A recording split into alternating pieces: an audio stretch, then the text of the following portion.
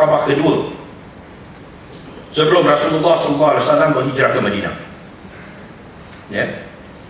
Kalau kita lihat bai'ah Aqabah yang pertama, bai'ahnya bai'atun nisa, tak mensyirikkan Allah, tak zina, tak bunuh anak perempuan, dan membantu sesama atas soal kebajikan. Lepas tu mereka balik bawa Mus'ab bin Umair. Mus'ab bin Umair duduk di Madinah 1 tahun di bawah kerajaan Madinah yang sedia ada pada masa itu, yang bukan kerajaan Islam. Di antara bai'ah Al-Aqabah yang pertama dengan bai'ah Al-Aqabah yang kedua di kota Madinah bukan kerajaan Islam, tapi kerajaan yang membenarkan Mus'ab bin Umair pergi turun bertemu dengan setiap seorang penduduk kota Madinah menyampaikan risalah Islam. Dan diadakan usrah, diberikan kefahaman. Selepas setahun, penduduk Madinah datang balik buat bai'ah Al-Aqabah yang kedua. Bai'ah Al-Aqabah yang kedua, bai'atul harb. Sanggup berjuang, menggadaikan dan mengorbankan segala-galanya untuk memenangkan Islam. Bila dah capai itu, baru Rasulullah berhijrah. Walaupun dalam tempoh setahun sambil menunggu bai'ah Al-Aqabah yang kedua, nyawa Rasulullah SAW diancam di kota Mekah, tapi Rasulullah tak hijrah lagi.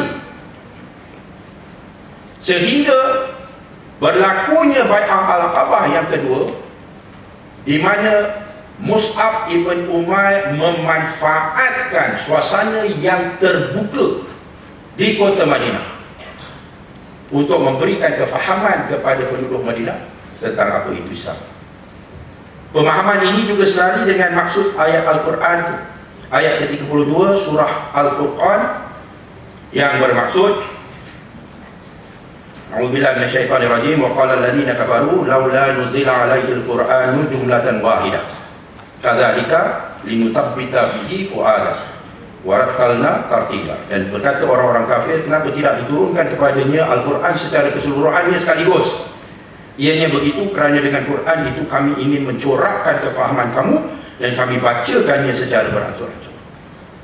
Ya.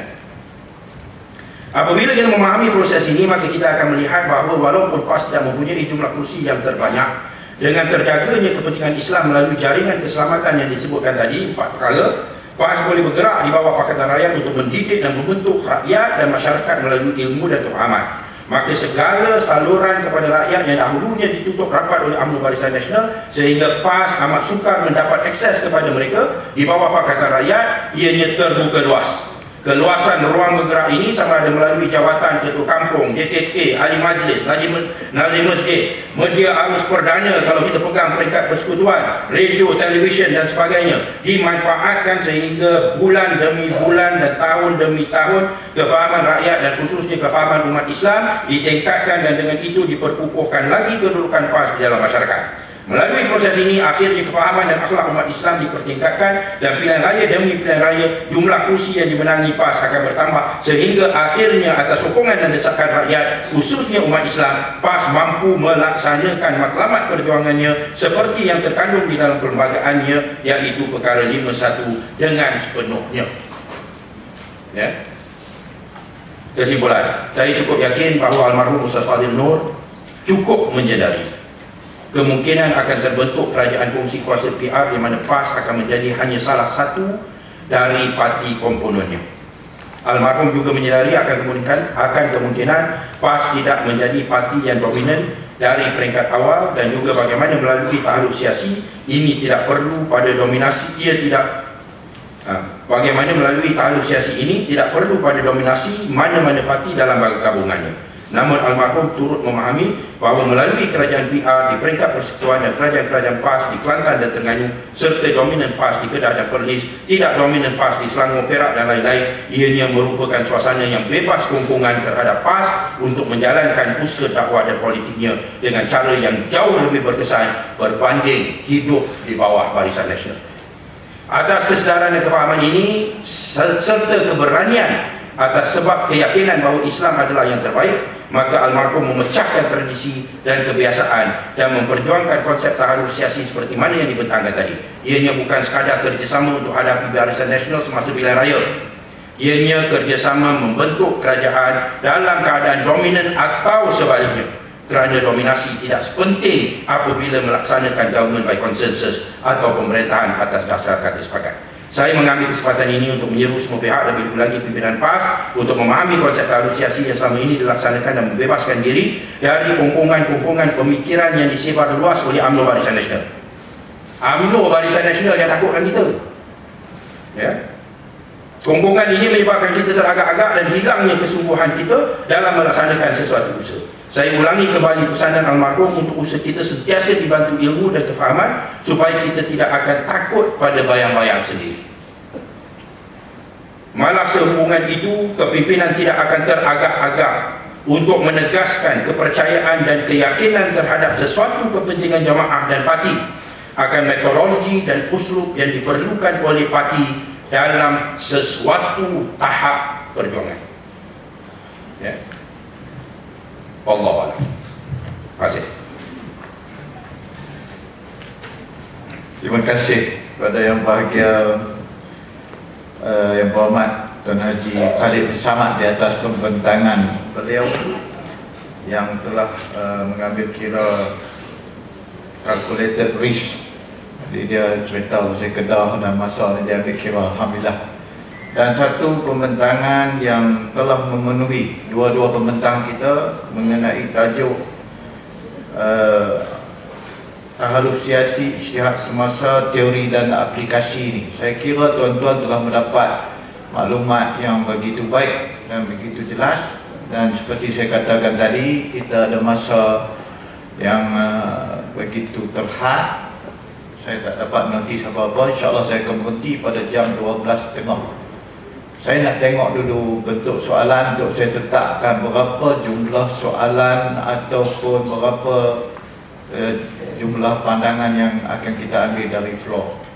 Saya persilakan dulu dan saya minta Rustia untuk bertemu, memberikan mikrofon kepada peserta yang ingin memulakan bicara. Saya persilakan. Boleh angkat tangan? Ya, ini baris keempat di tengah. Tolong ringkas, padat dan memperkenalkan diri saudara. Assalamualaikum panel, moderator dan peserta. Ada dua soalan kepada satu kepada Nama dulu Ahmad Azizi daripada Kulit, satu soalan kepada YB Tuan Haji Khalid, dan satu soalan kepada Tuan Haji Zawawi. Soalan pertama kepada Tuan Haji Khalid. Kebelakangan ni isu yang paling popular yang berkaitan dengan Tuan Haji Khalid adalah isu Kota Damansara. So dalam blog, saya mengikut setia blog Tuan Haji Khalid. Soalan dia di sini, kita bersetuju untuk sepakat untuk bergabung dengan dalam parti-parti lain. Tapi bila bab isu calon di Kota Damansara terutamanya yang paling popular selain pada Sungai Aceh dan sebagainya, bagaimana pihak pimpinan memberi watikah kebenaran untuk calon bertanding di peringkat DUN? Pada dasarnya di peringkat kepimpinan kita bersetuju untuk pertandingan satu sama satu di mana yang tercantik dalam kertas kerja. Okay, soalan kedua kepada Ustaz Zawawi, apa jaminan kepimpinan pusat dan majlis syura untuk parti PAS tidak bergabung dengan UMNO? Atas alasan apa yang saya katakan ini adalah antara anak didik Ustaz arwah Ustaz Fadil adalah Ustaz Nasruddin bin Maisar. Dia adalah dibawa masuk ke PAS sebagai Setiausaha Agung di zaman almarhum Ustaz Fadil. Ketika itu saya masih di sekolah, tapi saya mengikuti pembacaan di peringkat ya. So apa jaminan? Sebab Ustaz Nasruddin adalah sebahagian daripada ahli syura, dan ketika itu dia ada katanya ada perjumpaan secara sulit dengan pimpinan-pimpinan di seberang sana. Saya kira kita faham. Saya lihat saya faham kan? Kita faham. Okey, itu Terima saja. kasih. Kalau macam ni saya rasa saya akan ambil 4 soalan saja. 2 dijawab dan 2 kemudian. Sekarang Ustaz dari Perlis, saya nampak di atas, dan selepas tu sahabat kita yang baju jaluk, dan selepas tu sahabat kita yang baju hitam. Maksudnya dah habis dah soalan, minta maaf. Kena tanya Ustaz Mujahid kalau saya. Bismillahirrahmanirrahim. Pengurusi, ada beberapa komen yang saya nak sampaikan dalam kesempatan ini. Yang pertama berkaitan dengan Perkenalkan diri Ustaz. Zulkarnain bin Abidin dari negeri Kalah Perlis. Habaq Tui. Yang pertama, saya nampak seolah-olah sebahagian daripada kita masih kabur dengan realiti masyarakat bukan Islam yang wujud di negara kita, terutamanya dalam soal-soal yang berkaitan dengan tahaluf siasi. Kita seolah-olah masih terikat dengan teori-teori masyarakat bukan Islam dalam kitab-kitab klasik bahawa mereka adalah harbi atau dhimmi.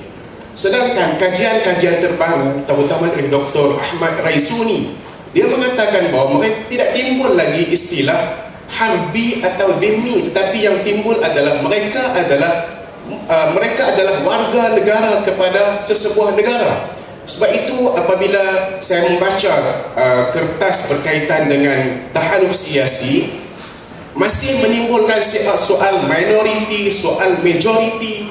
Bagi saya itu adalah sesuatu yang tidak relevan dengan suasana politik semasa.